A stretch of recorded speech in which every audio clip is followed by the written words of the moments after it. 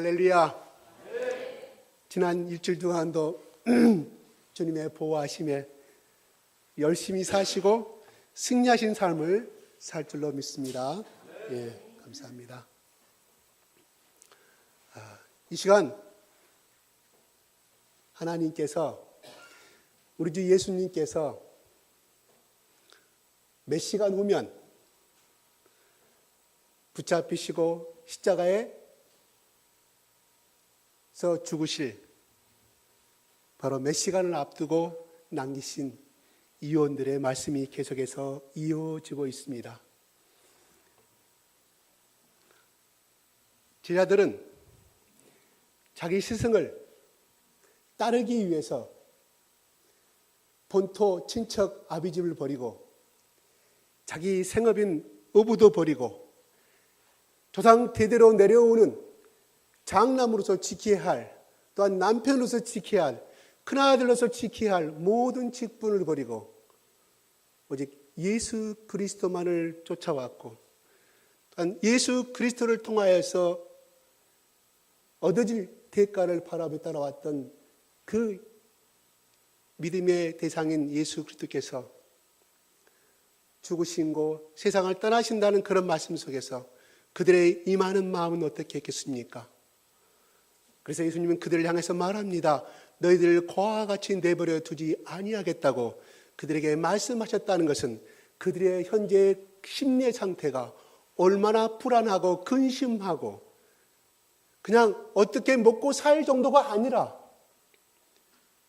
바로 이 보호하시고 인도하신 그 하늘의 하나님 예수 그리스도가 사라져 버린다고 하면 자기는 이 기득권에 세력되는 유대인들에게서 의식주의 문제가 아니라 자기들은 버림받고 영원히 유대인 사회에서 추방당할 뿐만 아니라 자기 목숨뿐만 아니라 자기 가족들까지 전부 다 매장당해 버려야 될 죽음의 두려움 가운데 있었다는 것입니다.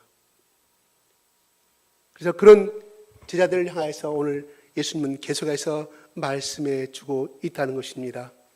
너희들아, 걱정하지 말라. 내가 아버지께 가면 내가 내 대신 너희들을 보호해 주고 너희들을 인도해 주고 너희들을 복 주시고 너희들을 지켜줄 사람을 보내겠다고 말씀합니다. 16절 한번 읽어볼까요? 시작.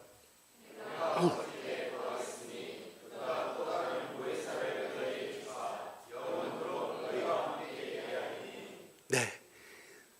또 예수님께서 말합니다.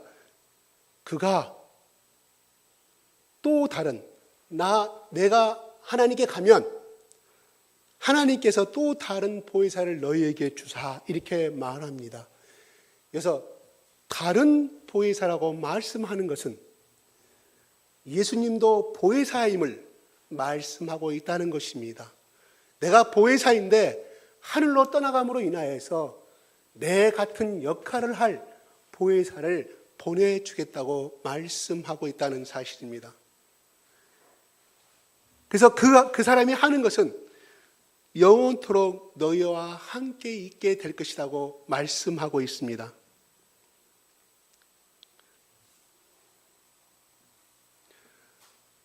보혜사라는 것은 여러분 성경 공부도 많이 하셨고 설교도 많이 하셨고 바로 옆에 서서 돕기 위해서 부르심을 받은 자라는 뜻입니다. 옆에 있어서, 그 사람이 왜 옆에 있느냐? 너를 돕기 위해서, 그것도 돕기 위해서 부르심을 받은 자라고 보혜사의 언어의 의미는 그렇습니다. 그러면 이거를 그대로 한자어로 해석한다고 하면 보호할 보자에다가 은혜를 해자에다가 스승사자입니다.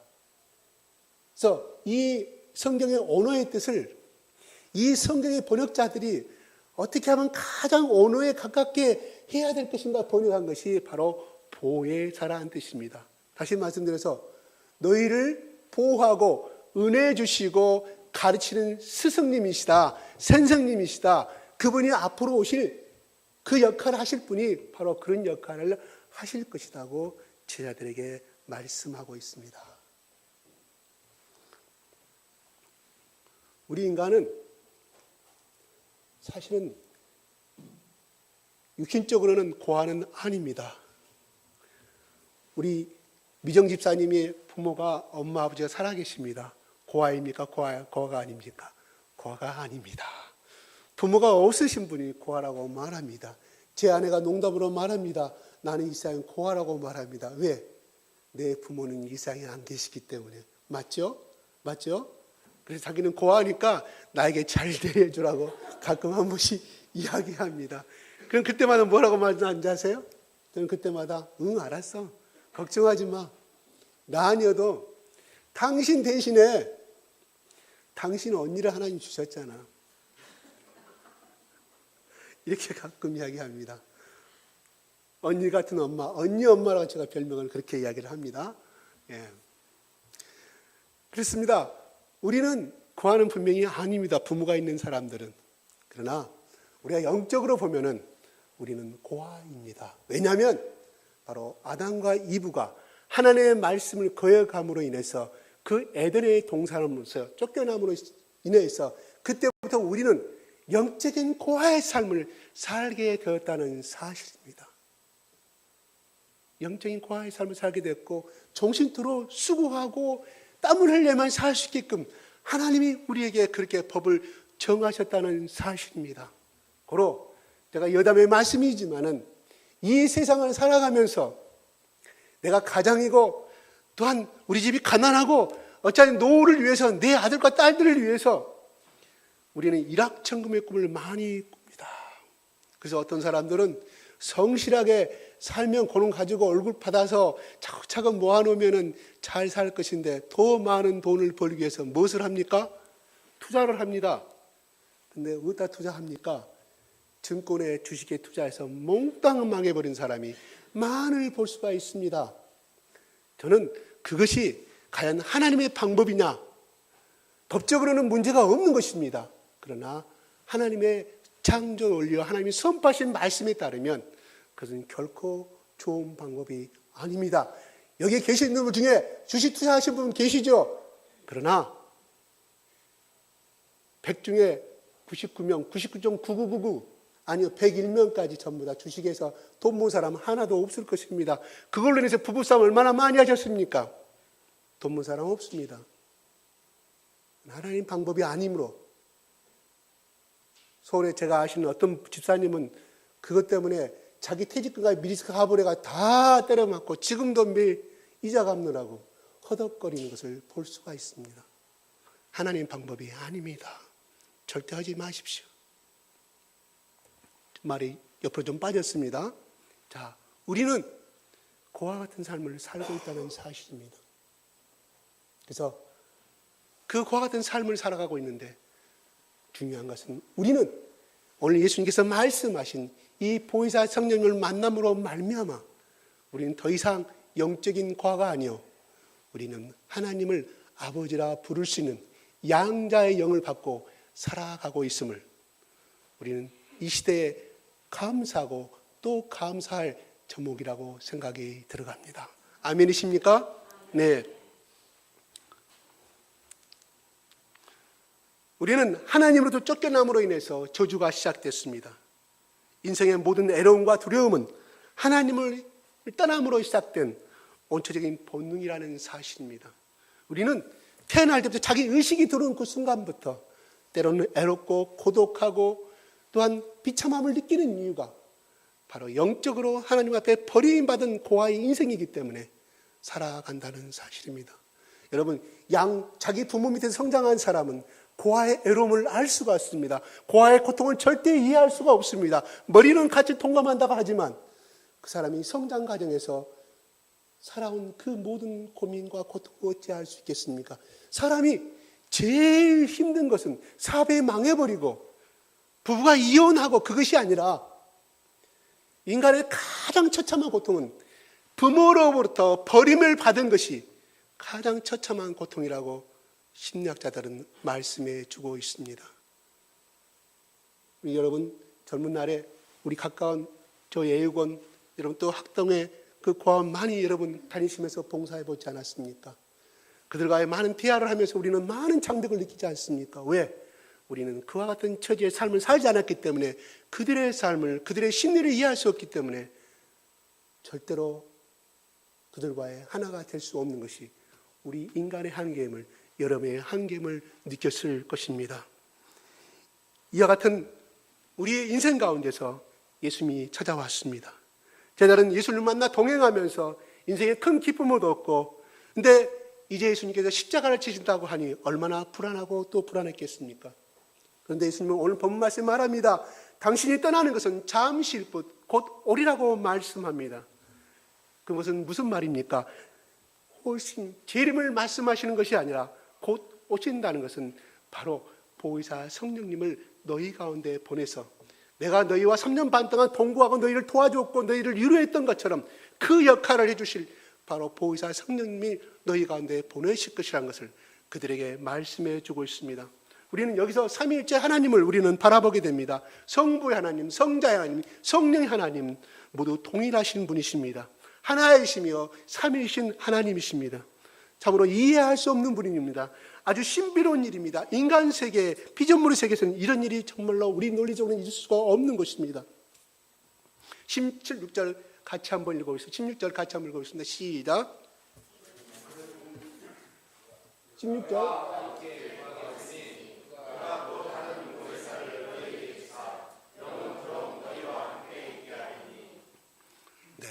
성부와 성자 예수님이 성령을 우리 곁으로 보내셔서 우리를 도와주시도록 하신다는 말씀입니다.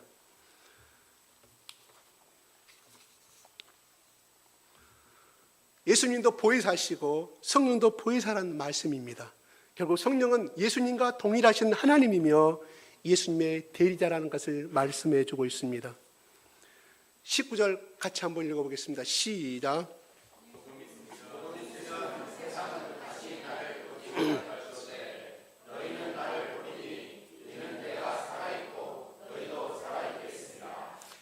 예수님은 십자가에 달려 죽을 것이고 사흘 만에 부활하신 후에는 승천하셔서 하나님 보좌 우편에 올라가실 것입니다. 그러므로 제자들은 재림하실 때까지 예수님을 다시금 그 모습으로 볼 수 없다는 것을 말합니다. 그런데 다시 온다고 말씀합니다. 이것은 성령으로 오신다는 말인 것입니다. 그런 점에서 제자들이 예수님을 볼 수 없다는 것을 말씀을 하고 있다는 것입니다. 예수님을 육신으로 보는 거 아니고 우리는 성령을 통해서 예수님을 만나고 있습니다. 물론 특별한 분들은 기도 중에 빛으로 오신 예수님, 예수 그리스도를 모습을 형상을 보신 분도 있을 것입니다. 그러나 대부분 우리는 성령으로 오시는, 성령께서 주시는 그 예수님을 우리는 만나고 이 자리에 있습니다. 20절 같이 한번 읽어보겠습니다. 시작.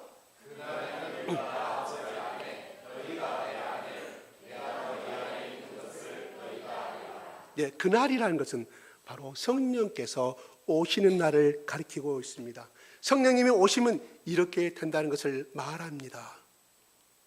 예수님이 부활하신 후 승천하면서 마지막에 제자들에게 남기신 말씀이 우리는 28장 마태복음 28장 20절에 잘 나타나 있습니다. 볼지어다 내가 세상 끝날까지 너희와 항상 함께 있으리라.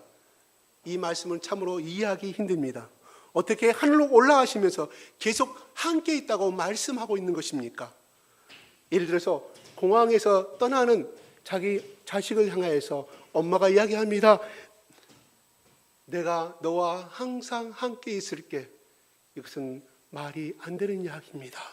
예수님은 말씀은 육신적으로 이해하면 곤란하고 영적으로 이해해야 한다는 말씀입니다. 바로 예수님이 하늘로 승천하신 후에 오순절 날에 바로 다락방에서 120문도가 기도할 때 바로 성령께서 강림하심으로 예수님은 그 약속을 제자들에게 실천하셨고 그들에게 보여주셨습니다.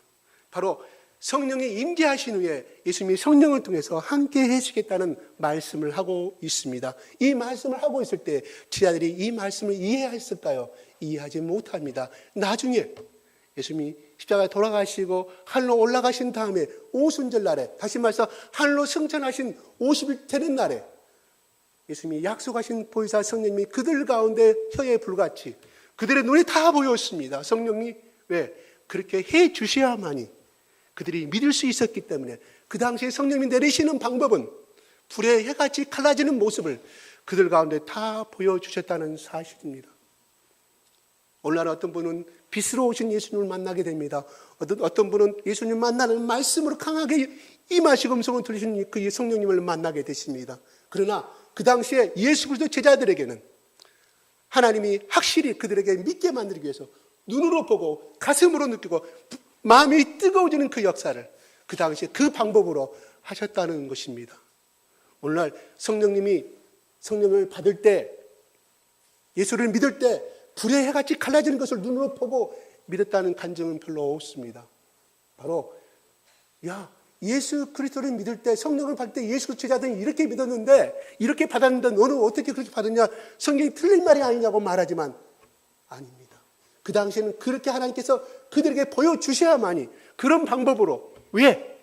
바로 출애굽기 33장에 나왔던 모세가 하나님을 보았던, 시내산을 보았던 그 장로들도 그 하나님의 형광을 봤던, 형체를 봤던 그 모습이 그들 가운데 모세의 오경을 통해서 수천 년 동안, 1500년 동안 내려왔기 때문에 유대인들이 갖고 있는 사고방식이 바로 하나님을 만나는 것은 불로 임하시는 그 예수님, 하나님을 봐야만이 그들이 믿을 수 있다고 생각하기 때문에 하나님은 그 시대에 그들의 사고방식을 통하여서 바로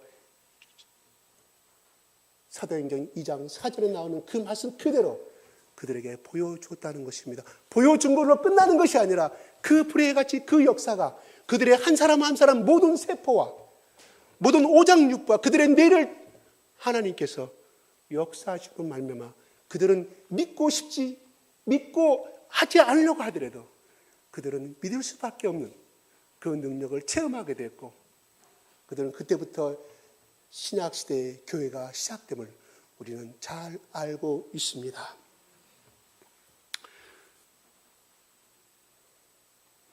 성령은 보혜사로서 영원토록 곁에 서서 도우시는 분입니다. 그래서 이거를 그냥 간단하게 말하면 그냥 요즘 쓰는 우리 언어로 평생에 도우시는 분, 평생의 도움이라는 사실입니다. 뭐라고요? 내 일평생 하늘나라 갈 때까지 평생의 도움이라는 사실입니다. 그래서 사도 바울은 너희를 성령에 인치셨다고 말합니다. 우리를 향하여서. 그 말이 무엇인가요? 너희들 마음속에 성령께서 도장을 찍어버렸다는 사실입니다. 예전에 서부 미국의 기초시대 때 수많은 말들과 수많은 소를 지키고 키웠기 때문에 바로 한때 섞이면 구분이 안 됨으로 말미암아 주인들이 시뻘건 말밥국 같은 걸 해서 말의 엉덩이다 찍지 않습니까? 연기가 나면서. 우리 영화에서 많이 보죠. 이 말에 내 소유, C마크 내지는 K마크에서 이건 내 소유임을 인정하셨다는 거예요. 다시 말씀드려서 성령께서 우리를 그렇게 우리 마음속에, 우리 눈에는 보이지 아니합니다. 우리 마음속에 하나님께서 성령을 통해서 우리 도장 하나님께서 너는 내 것이다고 도장을 찍어버렸다는 사실입니다. 그래서 어떤 분이 이렇게 말합니다. 우리가 죽은 다음에 영원히 천국으로 올라갈 때 천국의 입구에서 지키고 있던 천사들이 뭐부터 보냐면 그 사람의 심령 가운데 하나님께서 도장을 찍으신 그 마크가 있는가 없는가에 따라서 천국 문이 열리고 안 열리고 한다고 그럽니다. 성경에 나오지 않았기 때문에 잘 모르겠습니다. 그렇게 말을 합니다. 그러므로 오늘날 우리가 예수 그리스도를 나의 구세주라고 영접하고 믿고 있는 모든 사람들은 우리 마음속에 성령께서 인치시 도장 찍으신 그 마크가 무엇일까요? 바로 십자가의 마크 아니겠습니까? 예수님의 표, KS 보증. 우리는 그래서 천국에 갈 수 있는 우리는 자격을 얻고 있다는 사실입니다. 그러면 이 보혜사 성령이 우리에서 곁에 오셔서 하시는 일은 과연 무엇일까요? 하는 것입니다. 17절 한번 읽어볼까요? 시작.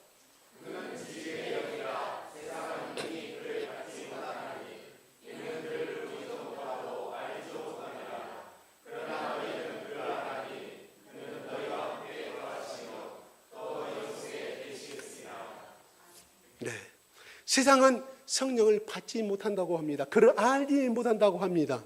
바로 다시 말씀드려서 예수 그리스도를 믿지 않냐고 영접하지 않은 사람은 결코로 그 사람은 성령을 알지 못한다고 누가 말합니까? 예수님이 말하고 있습니다. 바로 너희 11명의 제자들은 내가 너희를 택하였고 너희를 불렀기 때문에 바로 내가 하늘로 승천한다면 그 성령을 알게 될 것이고 받게 될 것이라는 것을 예수님이 말씀해 주고 있다는 사실입니다. 그래서 하나님께 택하시 아니하신 자는 그가 죽을 때까지, 암에 걸려서 죽을 때까지 하나님이 택하지 아니하시면 그 사람은 절대로 예수 그리스도를 하나님의 아들이요 나의 구세주라고 영접하지 못한다는 사실입니다. 참으로 안타까운 일이 아닐 수가 없습니다. 그것을 예정론이라고 우리가 말하지만 그것을 벗어나서 절대로 교만한 자는 예수 그리스도를 또한 이 성령님을 받아들이지 못한다는 것을 예수님이 말씀해 주고 있다는 것입니다. 예수님을 믿음으로 영접한 자만이 성령을 받을 수가 있다는 것입니다. 사도행전 2장에 우리가 너무나 잘 알지 않습니까? 베드로가 성령 받은 다음에 그렇게 무수하고 두려워했던 베드로가 바로 말씀을 가르치고 말씀을 전파했을 때 그들이 구원받는 자가 구원받은 걸로 끝나는 것이 아니라 그들이 우리는 어떻게 할꼬? 우리가 예수 그리스도를 죽였는데 우리는 어떻게 하면 베드로야, 사도 베드로야, 우리가 어떻게 하면 제사함을 받을 수 있고 하나님의 아들이 될 수 있으며 구약시대 내려오는 그 아브라함의 하나님, 이삭의 하나님, 야곱의 하나님 계시는 그 하나님 우리가 그 나라에 갈 수 있냐고 물어봅니다.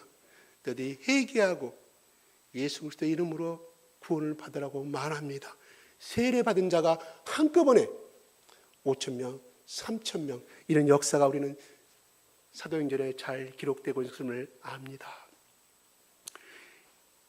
그리하면 성령을 선물로 예수 그리스도의 이름으로 세례를 받고 제사함을 얻으라. 그리하면 성령을 선물로 받으리라고 말씀하고 있습니다. 회개하고 제사함 받은 성도만이 성령을 받을 수 있다고 사도 바울은 기록하고 있습니다. 그러면 이분이 오셔서 우리에게 도우미 역할을 하고 있다는 사실인데 첫째로 그분은 우리에게 오셔서 구원의 역사를 이루신다는 사실입니다. 내가 예수 믿음 제사함 받고 하나님의 자녀가 된다는 역할을 그 성령께서 하신다는 말입니다. 그런데 그 믿음이 어떻게 생기나요? 내가 학습을 통해서 물론 성경 공부를 통해서 이루어지겠죠. 그러나 말씀으로만 끝나는 것이 아니라 그 말씀을 통해서 성령이 오셔야만이 저를 깨닫게 해주시고 십자가의 복음도 깨닫게 해주신다는 것입니다. 고린도서 12장 3절에 이렇게 말합니다. 성령으로 아니하고는 누구든지 예수를 주시라 할 수 없다고 말씀입니다.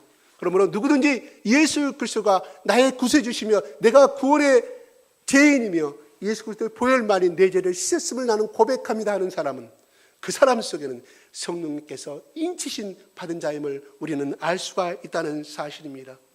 로마서 8장 15절 16절에 또 이렇게 말합니다. 양자형을 받았으므로 우리를 향해서 양자형을 받았다고 말합니다. 왜 그렇게 말합니까? 바로 우리는 육적으로는 이스라엘 자손이 아니기 때문에 이렇게 사도 바울은 말합니다. 우리는 예수 그리스도의 보혈을 통해서 성자의 영을 통해서 성령의 영을 통해서 우리는 하나님을 아버지라 부를 수 있는 양자가 됐다는 것을 말합니다. 그리고 우리가 아바 아버지라 부르짖느니라고 말합니다. 16절에 성령의 친히 우리 영과 더불어 우리가 하나님의 자녀인 것을 증언하신다고 말합니다. 증거하신다고 말씀하고 있습니다. 그러므로 여러분이 기도하는 도중에 또한 길을 가는 중에 하나님 아버지 또 기도할 때 하나님 아버지를 부를 수 있다는 것은 여러분들이 이미 성령의 양자형을 받았다는 것이고 이미 하나님의 자녀라고 인침을 받고 있는 증거라는 사실입니다. 아직도 내가 하나님 아버지라 부르기는 아직도 어색하고 그냥 하나님은 되고 신은 되고 창조주 하나님은 부를 수 있지만 내 기도 속에 아직도 하나님 아버지라는 순수 있게 자성이 나오지 않는다는 것은 아직도 그 사람 속에 성령의 충만한 영을 아직 받지 못했음을 또한 의미해 볼 수가 있다는 것입니다. 성령은 또한 우리의 인생길을 인도해 주시는 분입니다. 오늘 본문 말씀 뒤에 26절에 보혜사 곧 아버지께서 내 이름으로 보내실 성령 그가 너에게 모든 것을 가르치시고 내가 너에게 말한 모든 것을 생각나게 하리라고 14장 26절은 기록하고 있습니다. 26절 한번 여러분 성경책에 같이 한번 읽어볼까요? 14장 26절 시작.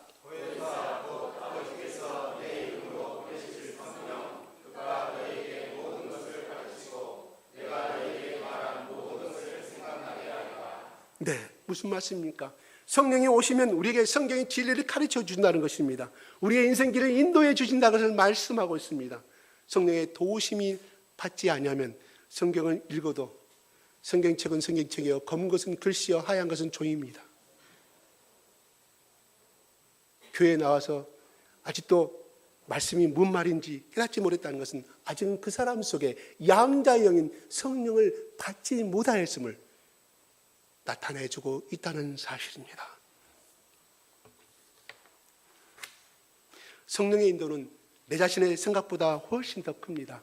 내가 생각대로 인생을 사는 것보다 성령의 인도하심을 따라 사는 게 훨씬 더 유익합니다. 흔히 바울을 가르쳐서 세계 복음화의 주역이라고 말씀하고 있습니다. 그는 하나님께서 사도 바울이 세계 복음화에 이르렀다고 하지만 사실은 바울이 아니고 바울 속에 들어 계신 성령의 하나님께서 바울을 도구로만 사용하셨지 세계 복음화를 이루신 분 바로 바울 속에 들어 계신 하나님의 성령이신 줄로 믿습니다. 성령은 또한 우리를 보호해 주십니다. 그래서 다윗은 이렇게 말합니다. 시편 23장에 이렇게 말합니다. 내가 사망의 음침한 골짜기를 달릴지라도 내가 두려워하지 아니한 것은, 내가 죽을 것을 걱정하지 아니한 것은 우리 여호와 하나님께서 나와 함께 하신다고 말합니다. 그 역할을 누가 하시는 것이 신약에 와서 바로 성령의 하나님이 역할하신다는 말씀을 하고 있다는 것입니다. 우리가 이스라엘 백성들이 출애굽하여서 그들이 하나님께서 함께 하지 아니하시고 도와주시고 먹여주시지 아니하였다고 하면 그 40년 동안 사막의 강야에서 그들은 홍해는 하나님께서 기적을 통하여서 넘어가시게 하셨지만 어떻게 200만의 그 국민들이 백성들이 먹고 마시고 하루 세 끼를 하루에 먹는 양마다 수십 톤의 양식이 있어야만이 살아갈 수가 있는데 바로 하나님이 도와주시지 아니하시고 인도해 주시지 아니하였다고 하면 그들은 죽어버리고 말았을 것입니다. 또한 그들이 의식주의 문제를 해결했다 할지라도 그 때 앞에 속에서 어떻게 살아갈 수 있겠습니까? 그래서 그들에게 하나님께서 불과 구름 기둥으로 인도하신 것을 우리는 잘 알 수 있습니다. 이거는 뭐랄까? 이스라엘 하나님께서 그들을 출애굽시킨 것뿐만 아니라 그들이 가나안 땅에 이르기까지 모든 의식지와 먹고 사는 모든 생사의 모든 문제를 하나님께서 책임지시고 보여주시고 먹여주셨다는 것을 의미합니다.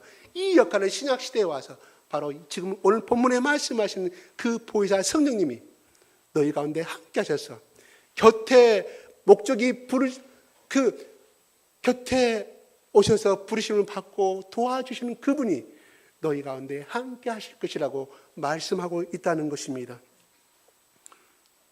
우리는 우리 몸 안에 성령이 계십니다. 이것을 성령의 내주라고 한마디로 말합니다. 성령의 인도와 보호를 받게 하시니 우리는 얼마나 감사합니까?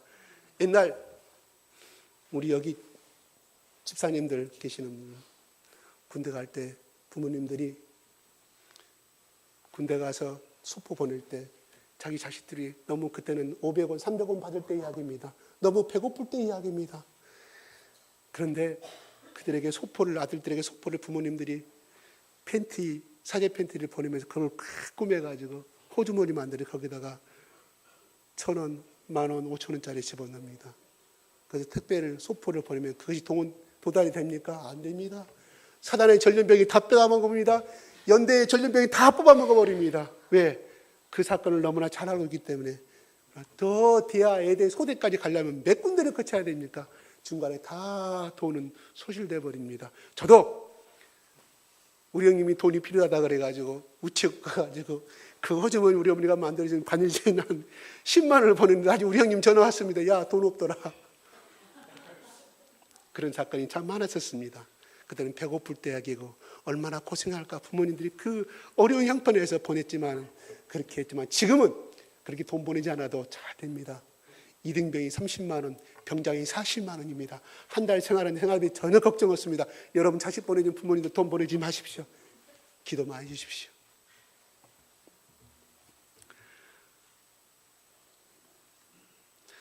우리 부모님들이 우리 자녀를 위해서 더 좋은 것을 주고자 하시는 것처럼 우리 성령님이 그렇게 하시겠다는 것입니다.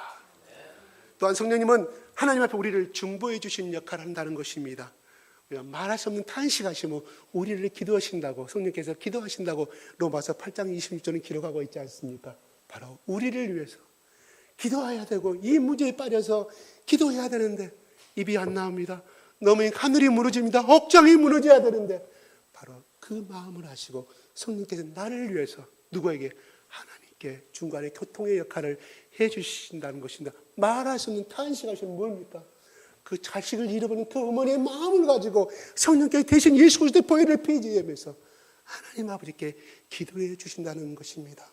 그러면 여러분 정말 기가 막히고 한장할 일이 생겼을 때 기도가 안 나오시면 성령님 말할 수 없는 탄식하시면 나를 위해서 기도하신다고 그러는데 성령님 알아서 해 주십시오. 이 말만 하십시오. 성령님 알아서 해 주십시오. 그것도 기도입니다.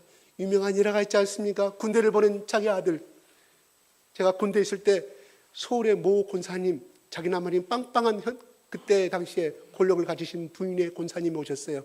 우리 400명을 모아놓고 군대에 간직을 합니다. 자기 아들이 아르트시 소위로 갔는데 그날은 그렇게 날마다 기도하는데 그날따라 낮 12시가 됐는데 낮 11시가 됐는데 굉장히 간절히 기도하고 싶은 마음이 생겨서 기도를 하는데 자기 아들이 저 애줄 받치기에 칼을 매달려가지고 저렇게 달려있는 한상이 보이라는 것입니다. 저것 때문에 자기 아들이 죽을 것 같은데 그래서 성령 하나님 우리 아들 좀 살려주십시오. 자기 눈에 정확히 한상이 보입니다.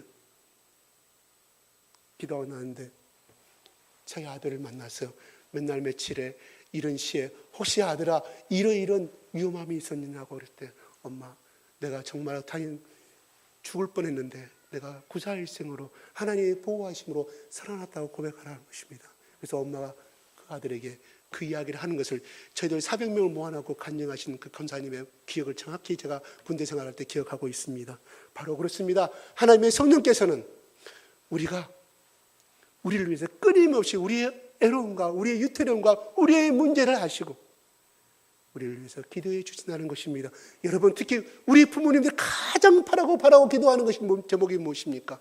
아마 첫 번째도 두 번째도 세 번째도 여러분이 낳아주시고 길렀던 내 아들과 시집간 내 딸, 고통당하는 시집살이한 내 딸, 남편 잘못 나서 고생하는 내 딸을 위해서 기도하는 것이 기도 제목 아니겠습니까?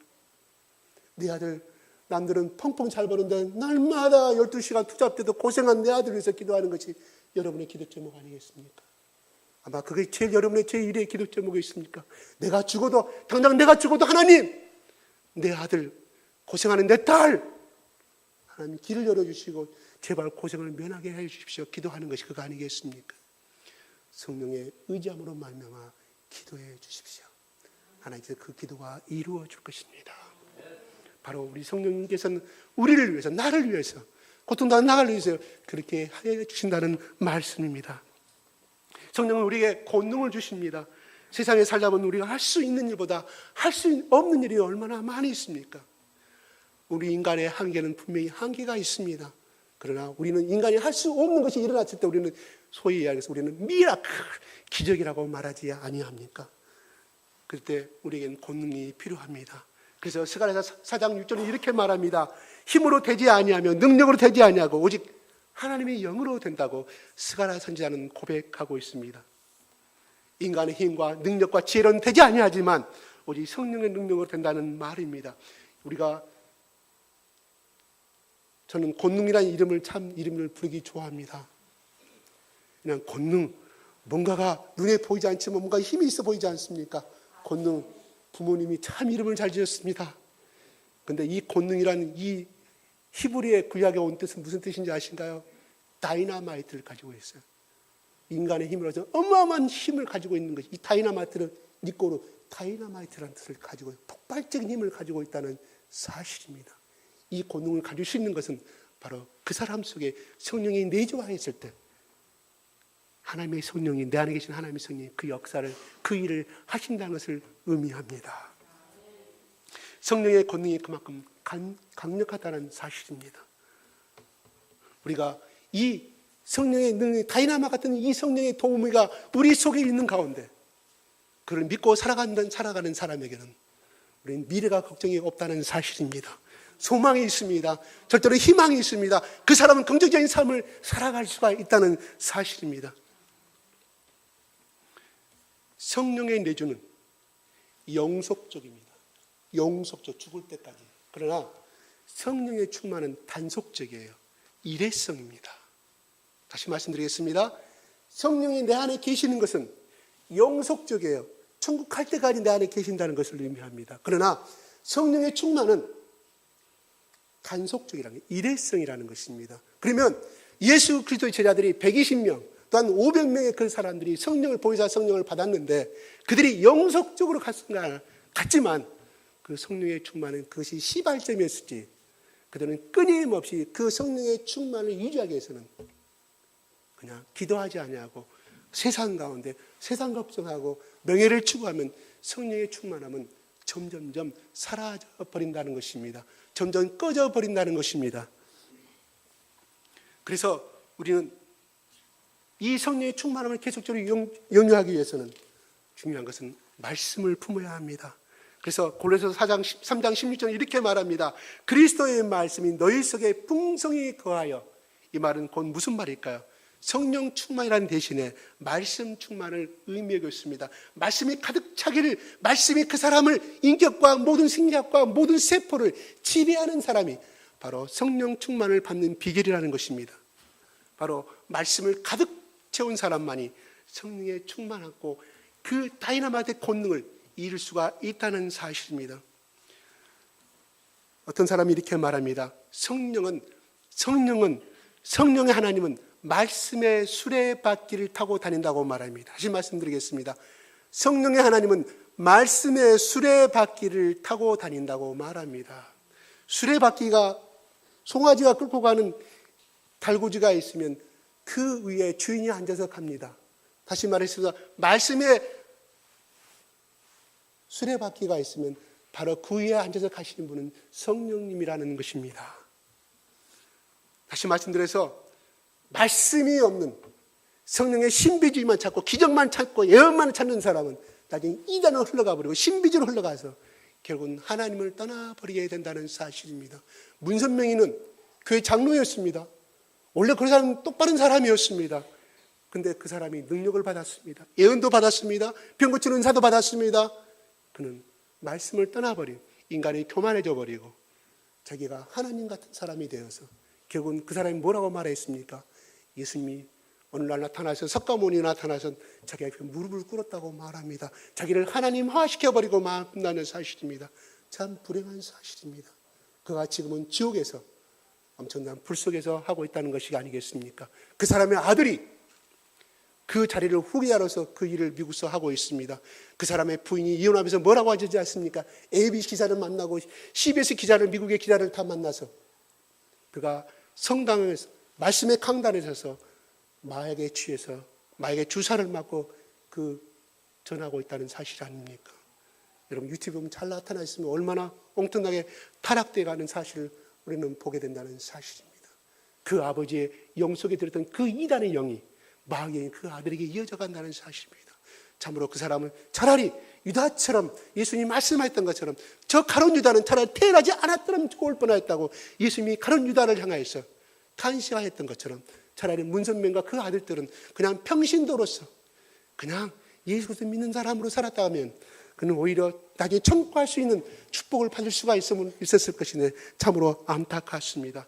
중요한 것은 우리가 성령의 충만을 받아야 중요한 건 사실이지만 성령께서 끊임없이 우리 가운데 성령의 충만을 받게 하고 유지하는 방법은 바로 말씀의 수레바퀴를 타고 다니시는 말씀의 충만함을 끊임없이 읽고 해야만이 바로 성령께서 그 말씀을 깨닫게 해주시고 우리를 다른 길로 가지 않게 하시고 우리를 인도하여 주신다는 사실입니다.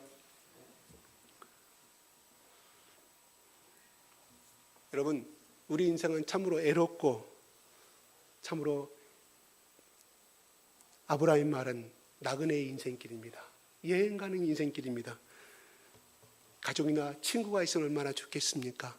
우리 집사님들, 특히 할머니 집사님들 여기 교회 오면 안 가려고 그럽니다. 왜? 집에만 혼자 있다가 오니까 대화 상대가 있고 친구들이 있기 때문에 얼마나 좋습니까? 또한 자기 딸 같은 손주들도 있습니다. 잘 안 가려고 그래요. 더 있고 가고 싶어 합니다. 더 놀다 가겠습니다. 아무런 계획이 없어도 더 있고 가고 싶어 하는 것이 왜? 이 교회 오면 믿음의 사람들을 만날 수 있고 대화가 되는 사람을 만날 수 있고 자기 마음을 위로해주고 자기 마음을 짚어주는 사람이 있기에 여기 더 오래 있고 싶어 한다는 사실입니다. 그렇지만 그것도 말친구 해주고 말동무 해주는 것도 한계가 있다는 사실입니다. 그러나 오늘 본문 말씀에서 보혜사 성령님 평생 도우미를 예수님께서 우리에게 허락해 주셨다는 사실입니다. 우리 예수님은 마지막 최후의 만찬에 자기의 몸과 자기 피를 떡과 포도주로 내어주셨을 뿐만 아니라 두 번째는 바로 자기와 똑같은 역할을 해주실 너희와 나는 육체에 일으켰기 때문에 한계가 있지만 바로 나보다 더할 너희들과 함께 해주고 너희들 가운데 슬픔 가운데 함께 해주실 그 보혜사 성령님을 예수님은 우리에게 주셨다는 사실입니다. 우리 예수님은 십자가의 포를 통해 우리를 죄를 용서해 주신 역할을 하셨지만은 그러나 그 은혜의 역할이 계속 이어지도록 하는 그 보혜사 성령님을 우리에게 선물로 주셨다는 사실입니다. 24시간 또한 초마다 우리에게 함께 하시기를 원하시는 그 보혜사 성령님, 그것이 바로 예수님의 사랑이요 하나님의 사랑인 줄로 압니다. 내가 떡과 포도를 줄 테니 너희 이 물을 마시고 영생하라고 난 십자가 죽음으로 끝났다고 하면 오늘날 그 2000년에 시작된 그 그리스도의 교회가 지금 이 자리도 계속 영위하고 있었을까요? 아닙니다. 그 당시에 잠깐 20년, 30년의 위대한 성은을 끝나고 그러자고 말하겠지만 바로 예수님이 우리에게 이 영원한 기쁨과 하나님의 자녀임을 증거시키기 위해서 너희와 함께 하기 위해서 그래서 창세기 28장의 15절은 이렇게 말합니다. 야곱아, 네가 속이고 사기쳐서 지금 너의 형 에서가 너를 쫓아올까 봐 도망가고 있지만 너는 나쁜 사람이지만 너는 속인 사람이지만 나 여호와 하나님이 야곱아 내가 너와 함께 있어. 너와 함께 있단 말은 무슨 뜻인가? 함께란 이 언어의 뜻은 뗄래야 뗄 수 없는 의미를 말합니다. 어떤 인간도 어떠한 신도 너와 나와의 관계를 뗄 수가 없다고 말씀하는 것입니다.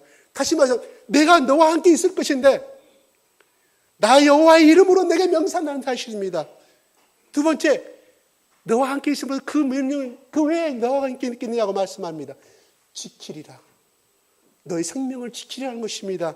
너의 모든 문제를 내가 지켜주신다는 것입니다. 그 다음에 내가 내게 복을 주신다는 말입니다. 그런 하시려면 어떻게 하겠습니까? 함께 있어야만이 보여주실 거 아니겠습니까? 내가 제아가 내 딸이 내 아들이 유언 가운데 넘어지지 않을까는 아버지가 항상 눈을 시선을 떼지 아니하고 그 아이가 혹시 넘어질까 봐 하는 것이 부모의 마음 아니겠습니까? 바로 하나님이 우리를 향해서 하시는 그 마음은 하나님의 사랑은 우리가 3살, 2살 막 걸음마를 시작한 그 모습으로 우리를 향해서 그 사랑하는 마음으로 우리를 향해서 보신다는 사실입니다. 바로 이 보혜사 성령님은 우리와 함께 있어서 나를 지키시고 나에게 복을 주시고 하나님 나라에 갈 때까지 나와 함께 하시는 그 하나님을 보혜사 성령님을 의지하시고 우리 힘차게 오늘도 지난 일주일 동안 정말 힘없고 또한 낭망한 삶을 살았다 할지라도 오늘 보혜사 성령님이 약속하신 예수님이 약속하신 보혜사 성령님 우리 가운데 내재하고 계시지 않습니까? 말씀을 통해서 다시금 성령의 충만을 받으셔서 오늘 이 시간 이후로 또 나머지 일주일간 힘차게 살아봅시다. 기도하겠습니다.